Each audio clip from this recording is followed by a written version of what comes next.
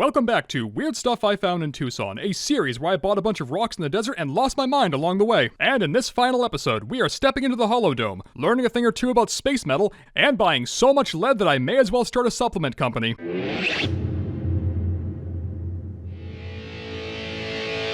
Our first stop is the Holodome, which has been described to me very succinctly as Timu Chaos. Wait a minute, this isn't a dome at all. We've been bamboozled. This is yet another sale that you have to register to get into, but the requirements are much more relaxed than they were for the sales that we went to on day 4. But much like those sales, there are a couple areas here where I am not allowed to film or photograph anything. Either way, this sale is huge. It's made up of a network of 4 gigantic tents, and what's inside those tents is rather intense. I don't know if I would call this the final boss of wholesale, but it's at least one that you would fight in the last dungeon. Now, as for specifically what they are wholesaling, how do I put this nicely?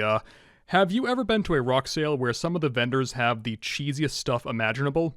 Well, this is one of the places where they'll buy that stuff in bulk. Even so, I do recommend coming here at least once if you're ever at the Tucson sale, because afterwards you'll be able to spot the stuff from a mile away. But enough of that. Our next stop was a much smaller tent just down the road where I bought these little guys. I love ammonites. Out of all the cephalopods to no longer exist, they're definitely my favorite. We also got more UV reactive rocks. Now, the vendor had them labeled as Uperlites, but I would later find out that this name was a rather contentious topic among rock people. From what I gather, some dude owns the IP trademark to that name, and if you dare say it without paying up, he will find you. Wait a minute. Oh shit. We also got some meteorite slices. These are from the Monanalusta meteorite, which is most notable for being the oldest meteorite that we have discovered on Earth so far. But slices of this meteorite are notorious for 2 different things. The first is that they fall into a category of meteorite that people refer to as rusters, because these rust very easily. To kind of illustrate that point, here's a cheap one I bought during this sale, which I will remind you was back in February of 2025. Now here it is about 5 months later in July, after being stored in a fairly temperature-controlled box. So if you ever buy one of these, you can't just put them on display and forget about them. You have to actively take care of them, or else they will rust up pretty easily. Or you could just rhodium plate them, I guess. Either way, the other reason that these are infamous is that they look almost identical to a much more desirable meteorite, the Gibeon. But don't take my word for it. Here's a side-by-side comparison of both meteorites. The Gibeon is what we would call a stable meteorite, as it is much, much less prone to rusting.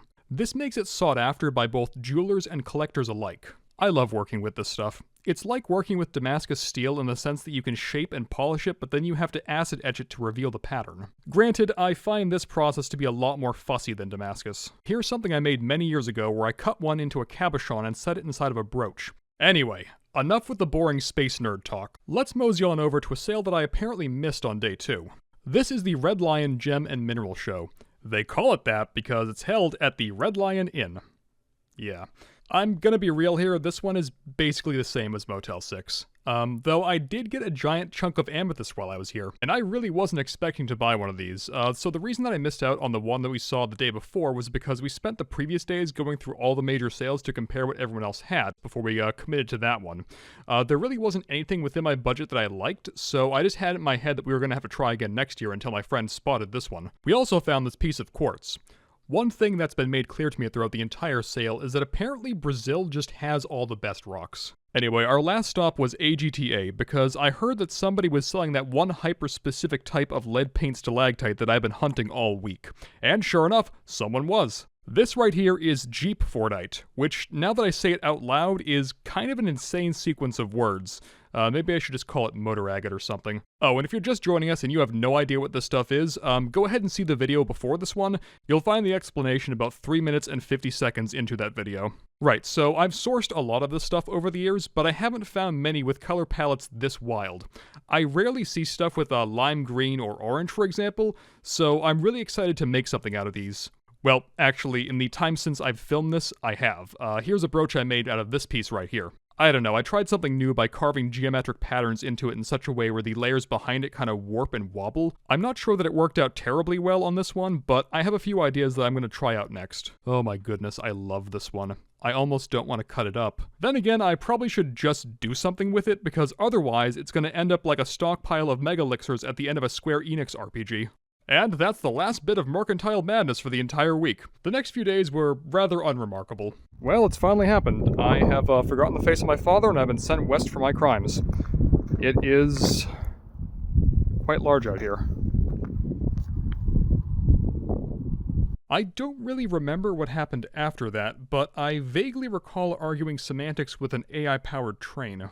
But all good things must come to an end, so after TSA dumped out my carefully packed suitcase and I spent about half an hour putting it back together, we hurried on over to our terminal to wait for our flight, which was delayed by several hours due to the weather in Boston. But we made it there eventually. After a long trip, I am back in beautiful Massachusetts, with all its wintry splendor. I have to shovel, don't I? But that is all well in the past now, because by the time this video goes live, I will already be on a plane to do it all over again. I will see you in Tucson, unless you're not there, in which case I won't. And if you want to see what trouble I get into this year, you can follow me here, or on the account that the school I work for was foolish enough to give me access to. For fuck's sake.